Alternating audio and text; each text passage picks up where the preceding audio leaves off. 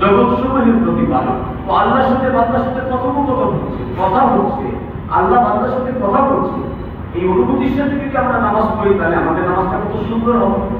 সাহাবায়ে কেরাম নামাজ পড়ে মৃত মৃত ছেলেকে জীবিত করে দিয়েছে। ছেলে মারা গেছে, ছেলের মা নামাজ পড়ে আল্লাহর কাছে দোয়া করছে যে আল্লাহ এই ছেলেটা একদিন আপনি চিন্তা করবেনই করবেন, আজ আপনি চিন্তা করেন। একজন সাহাবী বলে যে হুজুর আকরাম সাল্লাল্লাহু আলাইহি ওয়াসাল্লামকে জানানো হলো যে এই ছেলে মারা গেছে, তার জানাজা পড়িয়া নবীজি আপনি আসেন, জানাজা পড়ায় না। জানাজা পড়ায় না। নবী বললেন তার মায়ের কাছ থেকে অনুমতি লইছো? বলে তা তো লই নাই। বলে যাও তার মায়ের কাছ থেকে অনুমতি নিয়ে আসো যে নবীজি তোমার ছেলে জানাজা পড়ায় দিবে। তো সাহাবায়ে কেরাম গেলেন, গিয়ে দেখলেন যে ওই মহিলা নামাজ পড়তেছে, আর নামাজ শেষে সে হাত উঠায় বলে যে আল্লাহ আপনি তো এই ছেলেকে একদিন চিন্তা করবেন।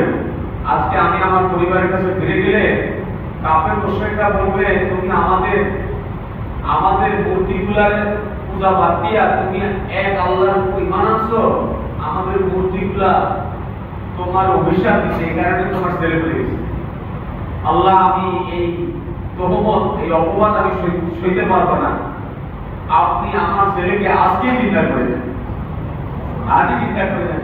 তো বলে যে যখন নাকি সাহাবারা গিয়ে বলে যায় তোমার ছেলে জানাজার অনুমতি চাইতেছে, তো এই মহিলা উঠলেন আর আমাদের সবার সামনে যেখানে জানাজা রেডি ছিল সেখানে এসে ছেলের পাশে বসে এই ছেলের মা তার বুকের মধ্যে হাত দিয়ে বলে যে বেটা ওঠো।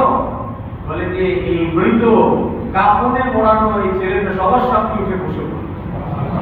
আর আমরা তাকে নিয়ে সকালে নাস্তা করলাম, যার জানাজা পড়ার কথা ছিল আমরা তাকে নিয়ে সকালে নাস্তা করলাম, এবং আল্লাহ পাকের দয়ায় সে আরো অনেকদিন জীবিত ছিলেন।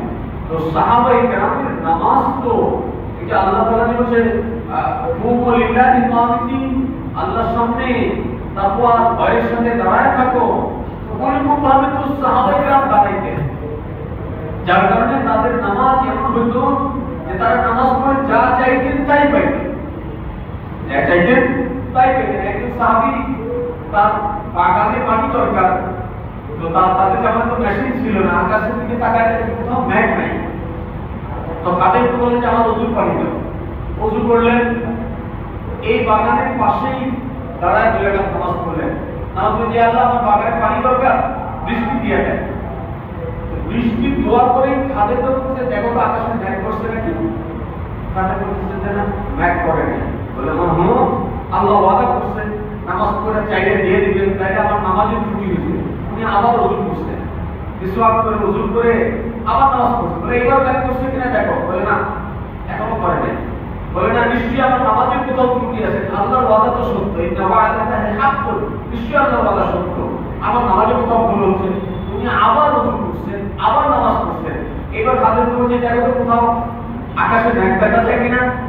বলে হ্যাঁ পাখির মাথার সমান এক টুকরা মেঘ দেখা যাচ্ছে। বলে চলে আসছে। এই মেঘ বড় হইল, মুষলধারে বৃষ্টি হলো, তার পুরো বাগান ভিজে গেল। উনি ওনার খাদেরকে গোলামকে ঘোড়ার উঠায় বলে যে ঘুরে দেখে আসো কতটুকু জায়গা মধ্যে বৃষ্টি হচ্ছে। উনি ওনার বাগানের চতুর্দিক থেকে ঘুরে চলে আসছেন। আগে বলতেছে মনিরকে বলতেছে আল্লাহর কসম আপনার বাগানের বাইরে এক ফোঁটাও পড়ে না। অর্থাৎ উনি ওনার বাগানের জন্য বৃষ্টি চাইছেন, তো বাগান ভিজে গেছে। এটা নামাজের পাওয়ার। এটা কিসের পাওয়ার? নামাজের পাওয়ার। নামাজ পড়ে সাহাবায়ে কেরাম নামাজ পড়ে